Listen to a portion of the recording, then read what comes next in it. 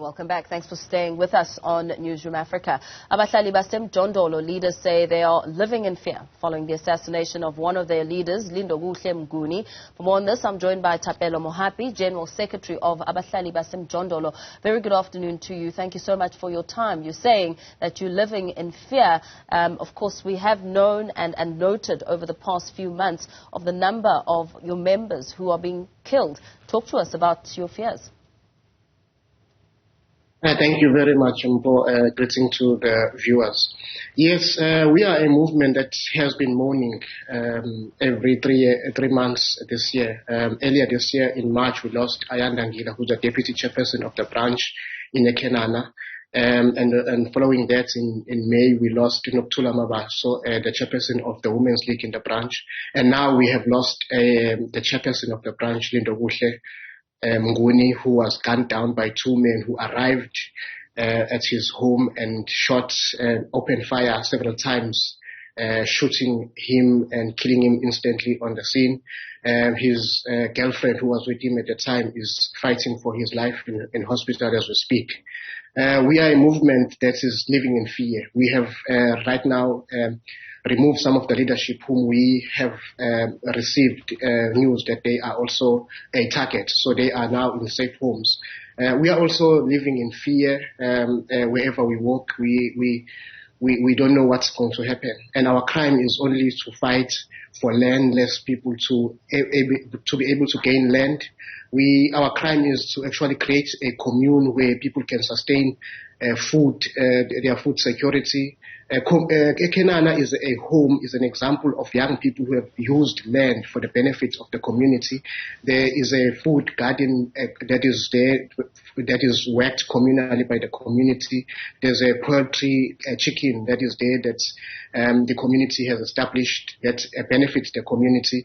There is even a soup kitchen where people who are vulnerable, who are poor, who are unemployed, especially homes that are headed by children and women, are benefiting out of these communal projects that are taking place there. But those who have vested interest in using that land for profit, wanting to build flats and sell it, as we have seen in that particular area in 101, are actually saying that we are disturbing them to actually continue with the corruption that they have carried out before, and that's why we are being targeted. Those who have vested interest, who exactly are you talking about? We are talking about the branch executive committee of the ANC in the area. If you recall, in 2014, Kulego Kwala, one of our leaders, chairperson in Cato Crest, in the same ward, was assassinated because he was about to uncover some of the corruption when it comes to allocation of houses in Cato Crest. So the claim in Ekenana is that the people who have occupied that land, whom we by the way, we won in court and prevented the city from evicting people in 2019 in that particular area, are saying that we are preventing people, development of low-cost housing in that area. And the question is, the people who are living there are also poor and are also deserving of low-cost housing. And the other issue is that these are young people who are actually using land for the benefit of the community. And of course, we know that the allocation of houses in that particular area had been corrupt. We know of people who are still living in informal settlements who who actually were not allocated their homes. So we know that there are people who are coming out buying houses that are meant for the poorest of the poor. So Ekenana is an example for us of people who are using land for the benefit of the community and those around. Of course, we know now that the killers of Newzroom Afrika have been arrested. A well-known priest from the ANC and a business person in the area will be applying for bail next month. His son also was arrested for the killing of Ayandangila. With the killers of Newzroom Afrika arrested, does this now give you some form of confidence in the work of the police as more and more of your members are being targeted? Yes, we must say that very clear that even though there is slow pace in the investigation and in the arrest of the perpetrators. But we know that there are good police officers who have actually worked tirelessly.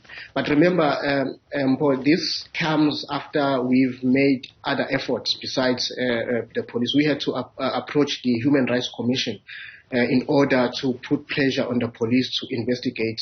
So the swift arrests that have taken place as a result of the work that we had to go through in engaging the NPA, engaging as well as the Human Rights Commission. So the police, we still don't have confidence as much, but we do know that there are men and women in the police force who see what is happening and are doing their utmost to actually bring those who do this into book. Your member, Lindokuhle Mnguni, who was recently killed, talk to us about the kind of vision he had and why he may have been central when it comes to being targeted.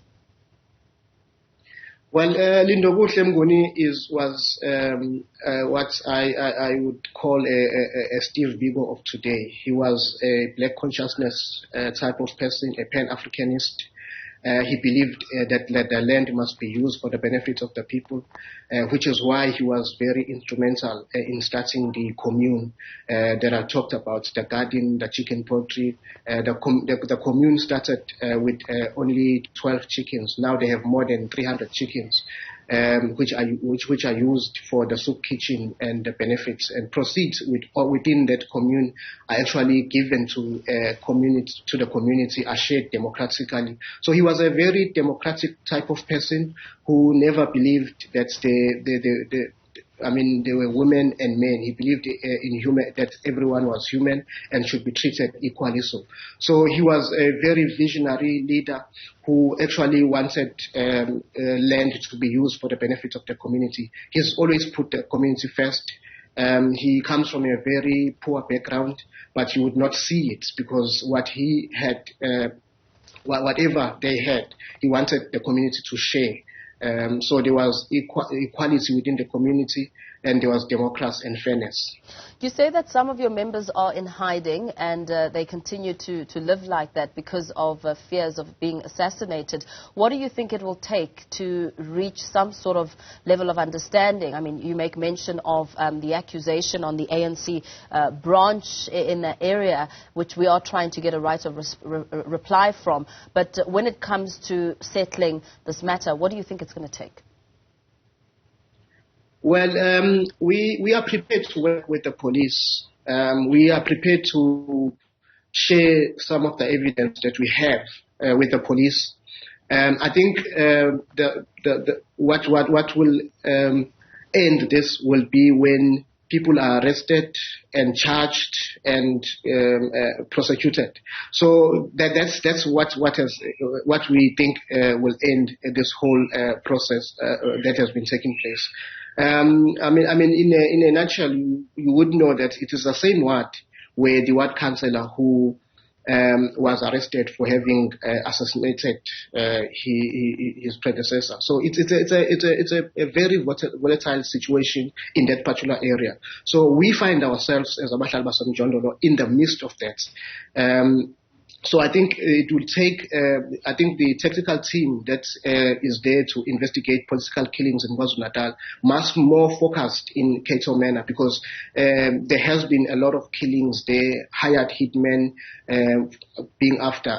Most of our members that have been killed in the last 10 years are coming from that particular area. You talk about Temkosi Kumbela, you talk about Nkululeko Kwala, Ayanda Ngila, you talk about Nokthula Mabaso, and now Lindokuhle Mnguni. So it's a very volatile area that is when it comes to political killings. Very well. Thank you so much for sharing that with us. Thapelo Mohapi, General Secretary of Abahlali baseMjondolo. We will be chasing a right of reply on the ANC branch that Thapelo made mention of there.